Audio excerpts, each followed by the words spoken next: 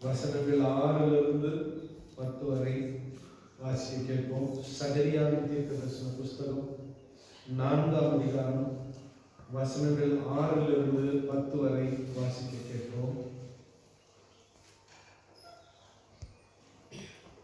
அப்பொழுது அவர், செருபாபேலுக்கு சொல்லப்படுகிற கர்த்தருடைய வார்த்தை என்னவென்றால், பலத்தினாலும் அல்ல, பராக்கிரமத்தினாலும் அல்ல, என்னுடைய ஆவியினாலேயே ஆகும் என்று சேனைகளின் கர்த்தர் சொல்லுகிறார். பெரிய பர்வதமே, நீ எம்மாத்திரம்? செருபாபேலுக்கு முன்பாக நீ சம பூமியாவாய். தலைக்கல்லை அவன் கொண்டு வருவான், அதற்கு கிருபை உண்டாவதாக, கிருபை உண்டாவதாக என்று ஆர்ப்பரிப்பார்கள் என்றார். பின்னும் கர்த்தருடைய வார்த்தை எனக்கு உண்டாகி, அவர், செருபாபேலின் கைகள் இந்த ஆலயத்துக்கு அஸ்திபாரம் போட்டது, அவன் கைகளே இதை முடித்து தீர்க்கும். அதனால் சேனைகளின் கர்த்தர் என்னை உங்களிடத்திற்கு அனுப்பினார் என்று அறிவாய். அற்பமான ஆரம்பத்தின் நாளை யார் அசட்டை பண்ணலாம்? பூமி எங்கும் சுற்றி பார்க்கிறவர்களாகிய கர்த்தருடைய 7 கண்களும் செருபாபேலின் கையில் இருக்கிற தூக்கு நூலை சந்தோஷமாய் பார்க்கிறது என்றார். 6ஆம் வசனத்தை ஒருவர் வாசிக்கலாம். அப்பொழுது அவர், செருபாபேலுக்கு சொல்லப்படுகிறது கர்த்தருடைய வார்த்தை என்னவென்றால், பலத்தினாலும் அல்ல, பராக்கிரமத்தினாலும் அல்ல, என்னுடைய ஆவியினாலே ஆகும் என்று சேனைகளின் கர்த்தர் சொல்கிறார். இன்னொருத்தர் வாசிக்கலாம்.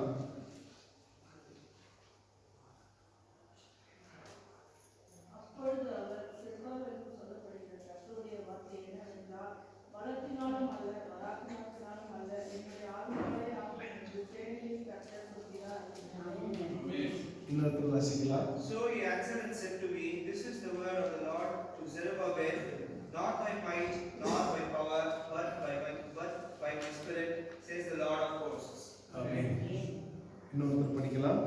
அப்பொழுது அவர் செருபாபேலுக்கு சொல்லப்படுகிற கர்த்தருடைய வார்த்தை என்னவென்றால், பலத்தினாலும் அல்ல, பராக்கிரமத்தினால் அல்ல, என்னுடைய ஆவியினாலே ஆகும் என்று சேனைகளின் கர்த்தர் சொல்கிறார். ஆமென். எல்லாம் சேர்ந்து வாசிக்கலாமா?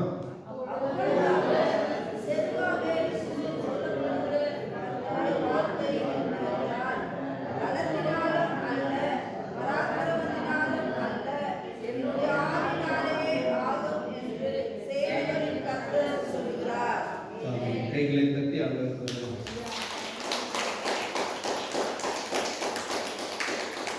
கடந்த வாரத்திலே ஆகாய் தீர்க்க தரிசன புஸ்தகத்திலிருந்து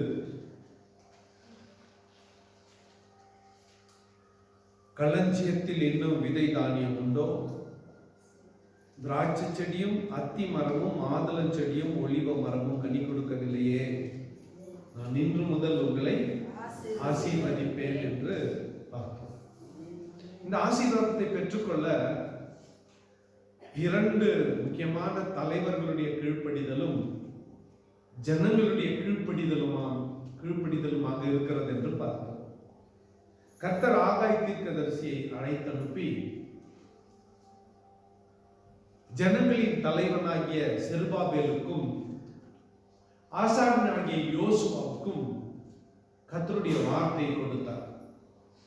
அந்த வார்த்தைகளை கேட்டு அந்த இருவரும் ஜனங்களில் மீந்திருந்தவர்களும், remnants of people, ஜனங்களில் மீந்திருந்தவர்களும் கர்த்தருக்கு கீழ்ப்படிந்தார்கள். அந்த தேவாலயத்தை புதுப்பித்து கட்டுகிற வேலையை செய்ய தொடங்கினார்கள். அவர்கள் அந்த பணியை ஆரம்பித்த நாள் முதற்கொண்டு கர்த்தர் அவர்களை ஆசீர்வதிக்க ஆரம்பிக்கிறார். எப்படி ஆசீர்வதிக்கிறார்? களஞ்சியத்தில் விதை தானியம் இல்லை, திராட்சை செடியும் அத்தி மரமும் மாதுளம் செடியும் ஒலிவ மரமும் கனி கொடுக்கவில்லை. ஆனாலும் இன்று முதல் நான் உங்களை ஆசீர்வதிப்பேன் என்று கர்த்தர் சொன்னார். கடந்த வாரத்தில் இதை தியானித்தோம். இன்னும் சற்று ஆழமாக இந்த செருபாபேலுக்கு கொடுக்கப்படுகிற வாக்குத்தத்தத்தை நாம் தொடர்ந்து இந்த நாளிலே இரண்டாவது பாகமாக தியானிக்கலாம். ஆகாய் தீர்க்க தரிசன புஸ்தகம் 2ஆம் அதிகாரம் 23ஆம் வசனத்தை வாசிக்கலாம். ஆகாய் தீர்க்க தரிசன புஸ்தகம் 2ஆம் அதிகாரம் 23ஆம் வசனம். சேனைகளின் கர்த்தர் சொல்லுகிறார், செயல்தியேலின் குமாரனாகிய செருபாபேல் என்னும் என் ஊழியக்காரனே, உன்னை நான் அந்நாளிலே சேர்த்து கொண்டு உன்னை முத்திரை மோதிரமாக வைப்பேன் என்று கர்த்தர் சொல்லுகிறார்.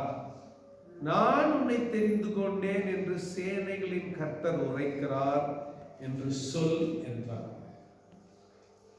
கர்த்தர் இந்த செருபாபேலை தம்முடைய ஊழியத்திற்கென்று தெரிந்து கொண்டார்.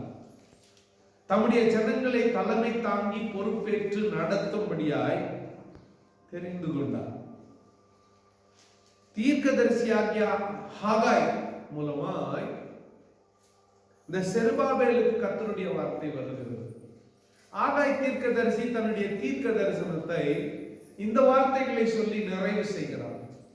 சேனைகளின் கர்த்தர் சொல்லுகிறார், செயல்தியேலின் குமாரனாகிய செருபாபேல் என்னும் என் ஊழியக்காரனே, உன்னை நான் அந்நாளில் சேர்த்துக்கொண்டு உன்னை முத்திரை மோதிரமாக வைப்பேன் என்று கர்த்தர் சொல்லுகிறார். நான் உன்னை தெரிந்து கொண்டேன் என்று சேனைகளின் கர்த்தர் உரைக்கிறார் என்று சொல் என்றார். ஆண்டவருடைய சாய்ஸ், கர்த்தருடைய தெரிந்து கொள்ளுதல். அப்போ செருபாபேலை கர்த்தர் தெரிந்து கொள்ளுகிறார். இது ஆகாய் தீர்க்க தரிசன புஸ்தகத்தில். ஆனால் சகரியா தீர்க்க தரிசன புஸ்தகத்திலே அடுத்த தீர்க்க தரிசியும் இவனை குறித்து பேசுகிறார். ஒரு தரிசனத்தை கர்த்தர் சகரியாவுக்கு காட்டுகிறார். அந்த தரிசனத்தின் ரகசியத்தை இந்த நாளில் நாம் தியானிக்க போகிறது இல்லை. ஒருவேளை கர்த்தருக்கு சித்தமானால் அடுத்த ஞாயிற்றுக்கிழமை அதை நாம் தியானிக்கலாம். ஆனால் இந்த நாளிலே அந்த தரிசனத்தினுடைய சாராம்சத்தை கர்த்தரே விளக்குகிறார். அதை மாத்திரம் நாம் தியானிக்க போகிறோம். அதைத்தான் 6ஆம் வசனத்திலே நாம் வாசித்தோம். செருபாபேலுக்கு சொல்லப்படுகிற கர்த்தருடைய வார்த்தை என்னவென்றால், பலத்தினாலும் அல்ல பராக்கிரமத்தினாலும் அல்ல, என்னுடைய ஆவியினாலே ஆகும் என்று சேனைகளின் கர்த்தர் சொல்லுகிறார். ஆகாய் தீர்க்கதரிசன புஸ்தகத்தின் நாட்களிலே கர்த்தருடைய வார்த்தை வருகிறது. இவன் வேலையை ஆரம்பிக்கிறான். இடையிலே தடைகள் வருகிறது, எதிர்ப்புகள் வருகிறது, ஜனங்கள் மத்தியிலே முறுமுறுப்பு ஏற்படுகிறது, ஜனங்கள் சோர்ந்து போகிறார்கள். ஒருவேளை போதிய பணம் இல்லாமல் இருந்திருக்கலாம், ஒருவேளை போதிய பொருட்கள் இல்லாமல் இருந்திருக்கலாம். என்ன பிரச்சனை என்று மிக நிச்சயமாய் நமக்கு தெரியவில்லை. ஆனால் கண்டிப்பாக பிரச்சனை இருக்கிறது. செருபாபேலுடைய கைகள் சோர்ந்து போகிறது, தலைவனுடைய மனம் சோர்ந்து போகிறது, தலைவனுடைய கைகள் சோர்ந்து போகிறது. அந்த சோர்ந்து போகிற தலைவனுடைய கைகளை யார் பலப்படுத்துவார்? யார் ஆதரிப்பார்? இதுதான் இன்றைக்கு இருக்கிற ஒரு பெரிய கேள்வி. அவனே மனம் சோர்ந்து போய்விட்டால் யார் அவனுக்கு ஆதரவாய் இருப்பார்? இதை உணர்ந்த கர்த்தர் சொல்லுகிறார், பலத்தினாலும் அல்ல பராக்கிரமத்தினாலும் அல்ல, என்னுடைய ஆவியினாலேயே ஆகும் என்று சேனைகளின் கர்த்தர் சொல்லுகிறார். கவனிங்க ஆண்டவருடைய பிள்ளைகளே, இன்றைக்கு ஒரு பெரிய வேலையை ஆரம்பித்திருக்கிறான். மனம் சோர்ந்து போகிறது, கைகள் திடனற்று போகிறது, அங்கலாய்ப்பும் ஏமாற்றமும் வருகிறது. கர்த்தர் சொல்லுகிறார், இன்று முதல் நான் உன்னை ஆசீர்வதிப்பேன் என்று சொன்ன கர்த்தர் சொல்லுகிறார், பலத்தினாலும் அல்ல பராக்கிரமத்தினாலும் அல்ல, ஆனால் என்னுடைய ஆவியினாலே ஆகும் என்று சேனைகளே கர்த்தர் சொல்லுகிறார். பலத்தினாலும் அல்ல பராக்கிரமத்தினாலும் அல்ல, என்னுடைய ஆவியினாலே ஆகும் என்று சேனைகளின் கர்த்தர் சொல்லுகிறார்.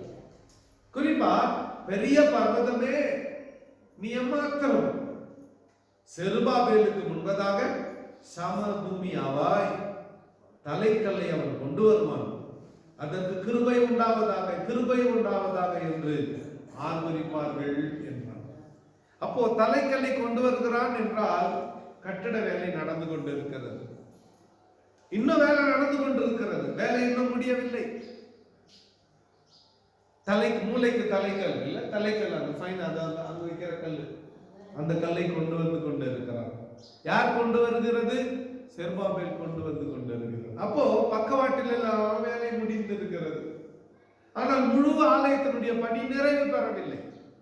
இதற்குள்ள மனச்சோர்வு ஏற்படுகிறது, அங்கலாய்ப்பு ஏற்படுகிறது, வேலை முடியவில்லை, தடைகள் ஏற்படுகிறது. தடைகளை பார்த்த உடனே சோர்வு ஏற்படுகிறது. அந்த நேரத்தில் கர்த்தர் சொல்லுகிறார், பலத்தினாலும் அல்ல, பராக்கிரமத்தினாலும் அல்ல, என்னுடைய ஆவியினாலே ஆகும் என்று சேனைகளின் கர்த்தர் சொல்லுகிறார். அடுத்து செருபாபேலுக்கு வருகிற வாக்கு தத்தத்தை பாருங்கள். முன்னதாக ஹகாய் தீர்க்கதரிசன புஸ்தகம் 2ஆம் அதிகாரம் கடைசி வசனத்துல கர்த்தர் உன்னை முத்திரை மோதிரமாய் வைப்பேன் என்று கர்த்தர் சொன்னார்னு பார்த்தோம். இங்கே கர்த்தர் அவனை பார்த்து, பெரிய பர்வதமே, செருபாபேலுக்கு முன்பதாக நீ சமபூமி ஆவாய். மிகப்பெரிய பர்வதமே நீ எம்மாத்திரம், செருபாபேலுக்கு முன்பதாக சமபூமி ஆவாய் என்று கர்த்தர் சொல்கிறார். இந்த வசனத்துல அதற்கு கிருபை உண்டாவதாக, அதற்கு கிருபை உண்டாவதாக என்று ஜனங்கள் ஆர்ப்பரிப்பார்கள் என்றார். இதை கொஞ்சம் நாம் தியானிக்க வேண்டும். இப்போ மூளைக்கல்லை, தலைக்கல்லை கொண்டு வருகிறான் செருபாபேல், ஃபைனல் டச். அப்ப ஜனங்கள் எல்லாம் என்ன சொல்லணும்? அதற்கு கிருபை உண்டாவதாக. சொல்லுங்க, கிருபை உண்டாவதாக சொல்லுங்க. ஒரு 4 முறை சத்தமா சொல்லுங்க, கிருபை உண்டாவதாக, கிருபை உண்டாவதாக, கிருபை உண்டாவதாக, கிருபை உண்டாவதாக என்று நீந்திருக்கிற ஜனங்கள் எல்லாம் ஆர்ப்பரிப்பார்கள். ஓகே, துதி பெருகுகிற இடத்துல என்ன உண்டாகும்? கிருபை உண்டாகும். ஆண்டவரை துதிக்க துதிக்க துதிக்க கிருபை உண்டாகும். துதி பெருகுகிற இடத்துல கிருபை உண்டாகும். ஆகவே கர்த்தரை துதிக்கிற துதியை மாத்திரம் நாம் விட்டுவிடக் கூடாது. சூழ்நிலை என்னவாய் இருந்தாலும் சரி, கர்த்தரை துதிக்கிற துதியை மாத்திரம் நாம் என்ன பண்ணக்கூடாது? விடவே கூடாது. ஹல்லேலூயா, ஒரு ஹல்லேலூயா சொல்லுங்க, சத்தமா தான் சொல்லுங்களேன். அவரை துதிக்கிற துதியை நாம் விடவே கூடாது. எக்காலத்திலும் கர்த்தரை என்ன பண்ணணும்? சங்கீதக்காரன் சொல்லுகிறான் 34ஆம் சங்கீதம் 1 வசனத்துல என்னவென்று சொல்லுகிறான்? கர்த்தரை நான் எக்காலத்திலும் ஸ்தோத்திரிப்பேன், அவருடைய துதி எப்போதும் என் வாயில்.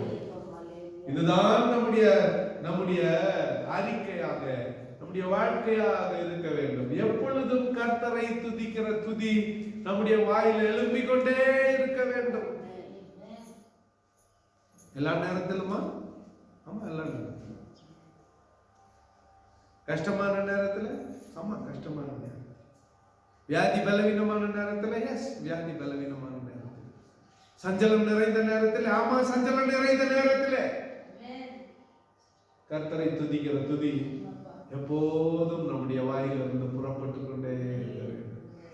கஷ்டம் வந்தா கஷ்டம் வந்தா, சம்பளம் இல்லைன்னா சம்பளம் இல்லைன்னா, வறுமை கடன் பிரச்சனை இருந்தா அப்ப கூட, ஆகார குறைவு ஏற்பட்டா அப்ப கூட, வஸ்திர குறைவு ஏற்பட்டா அப்ப கூட, உதவிகள் தடைப்பட்டால் அப்பொழுது கூட, ஆல் டைம்ஸ், எல்லா வேளைகளிலும்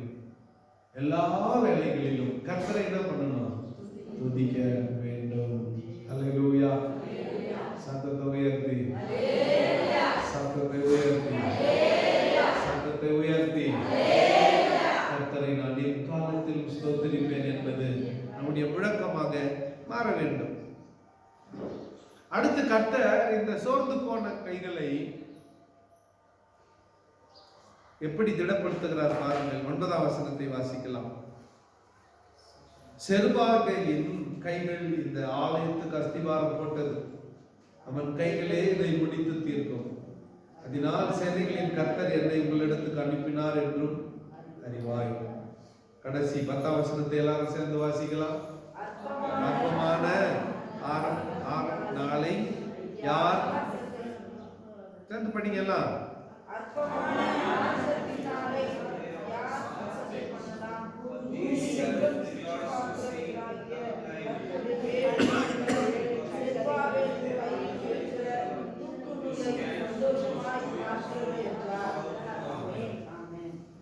இவன் ஒரு கட்டிடம் கட்டுகிறவன்.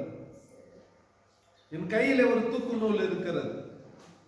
இந்த தூக்கு நூல் என்பது கட்டடம் நேரா போதா இல்ல கோணையா போதான்னு கண்டுபிடிக்கிறது. தூக்கு கொண்டு விட்டு பார்ப்பாங்க, சரியாக்குதா, ஒரு கல்லும் இன்னொரு கல்லும் சரியாக்குதா இல்ல டைரக்ஷன் மாறிட்டு இருக்குதா. தூக்கு நூலை பார்க்கிறது. நல்லா கவனிங்க. இவன் அதை பிடித்து கொண்டு இருக்கிறான். அப்படின்னா இன்னும் வேலை முடியல. எல்லாம் ஒரு கட்டடம் கட்டுறீங்க, எல்லா வேலையும் முடிஞ்சிச்சு, வீட்டு கிரக பிரவேசம் போயிட்டீங்க. போயிட்டு பிறகும் அந்த தூக்கு நூல் இதெல்லாம் வச்சுருப்பீங்களா? எல்லாத்தையும் பெருக்கி வாரி எத்தனை போய் எங்க போட்டுருவோம்? கோப்பையில் போட்டுருவோம்.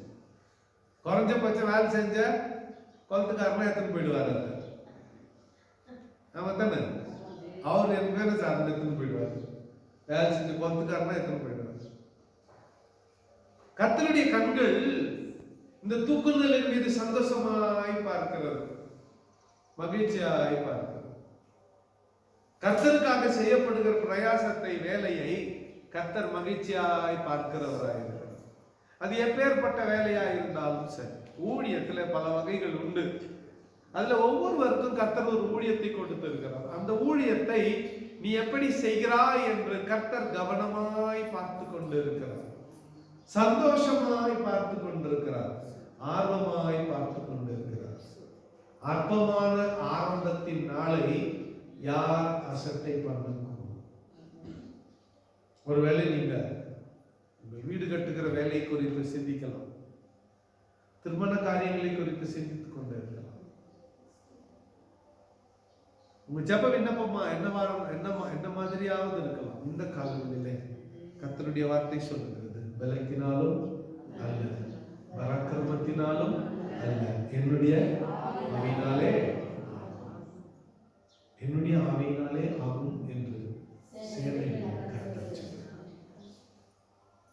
இந்த பெரிய வேலையை ஆரம்பித்திருக்கிற இவர்களுக்கு மன தொய்வு ஏற்படும் பொழுது கர்த்தரே இறங்கி வந்து சொல்லுகிறார், பலத்தினாலும் அல்ல, பராக்கிரமத்தினாலும் அல்ல, என்னுடைய ஆவியினாலே ஆகும். அற்பமான நாளை யாரும் அசட்டை பண்ணக்கூடாது. அற்பமான அற்பமான ஆரம்பத்தை யாரும் என்ன பண்ணக்கூடாது? அசட்டை பண்ணக்கூடாது. இது என்ன இது? ஐயோ, இந்த வேலை முடியாது போல இருக்குது. அற்பமான வேலையை, ஆரம்பத்தை யாரும் அசட்டை பண்ணக்கூடாது.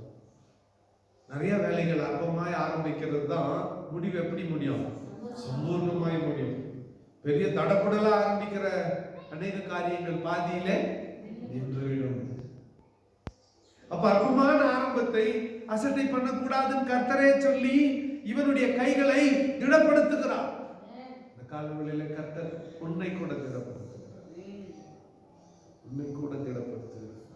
என்னையா, ஒரு மாசமா வேலைக்கு போய் முழு சம்பளம் வாங்க நாள்லயே குடும்பத்தை நடத்த என்னால முடியலையே, பாதி சம்பளத்தான் போடுறாங்க, அதுல கூட கொஞ்சம் போடல, பாதி போடுறாங்க, அதுல கூட பாதி போடல.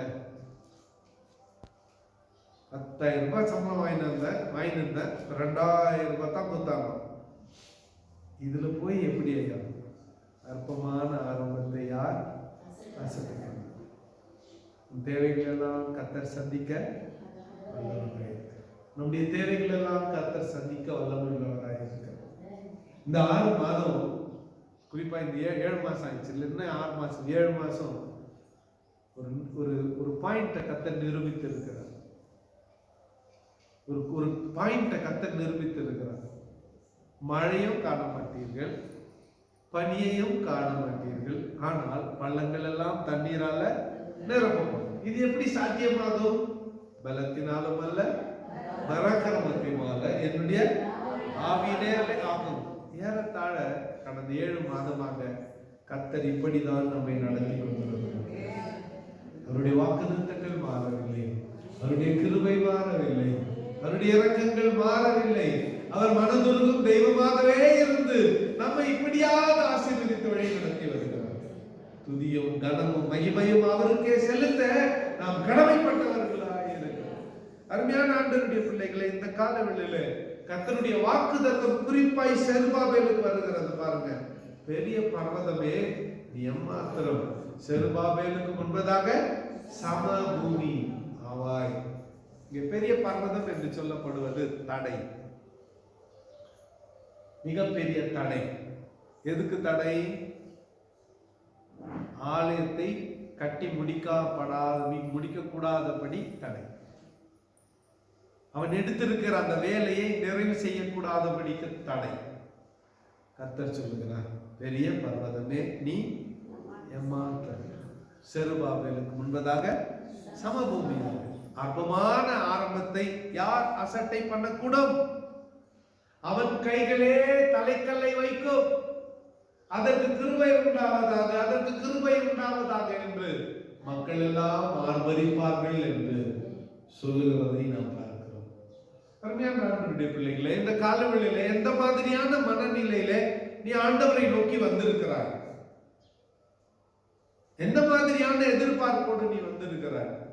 ஐயோ, என் பிரச்சனை மிக பெரியதா இருக்கிறதே, என்னுடைய சூழ்நிலை மிக மோசமாய் இருக்கிறதே, எனக்கு உதவி செய்வார் ஒருவரும் இல்லையே, என்னை ஆதரிப்பார் ஒருவரும் இல்லையே, எனக்கு நன்மை உண்டாக வாய்ப்பில்லையே, இது எப்படி போய் முடியும் என்று தெரியவில்லையே, மனம் சோர்ந்து நீ வந்திருக்கலாம்.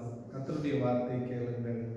காலங்களில பலத்தினாலும் அல்ல, பராக்கிரமத்தினாலும் அல்ல, என்னுடைய ஆவியினாலே ஆகும் என்று சேனைகளின் கர்த்தர். எதிர்பார்ப்பு, ஜெபம், வேண்டுதல் எல்லாவற்றையும் கர்த்தர் பார்க்கிறார். பலத்தினாலும் அல்ல, பராக்கிரமத்தினாலும் அல்ல, என்னுடைய ஆவியினாலே ஆகும் என்று சேனைகளின் கர்த்தர் சொல்லுகிறார். அவருடைய ஆவியினாலே ஆகும். அவர் சொல்லாகும், அவர் கட்டளையிட நிற்கும். அவர் இல்லாதவைகளை இருக்கிறவைகளாய் அழைக்கிற தேவன். அவர் இல்லாதவைகளை இருக்கிறவைகளாய் அழைக்கிற தேவன். அவர் கட்டளையிடும் பொழுது உன்னுடைய வீட்டிலே எண்ணெய் குடத்துல எண்ணெயில் குறைபடாது, மாவு தொட்டியில மாவு குறைபடாது. பஞ்சகாலம்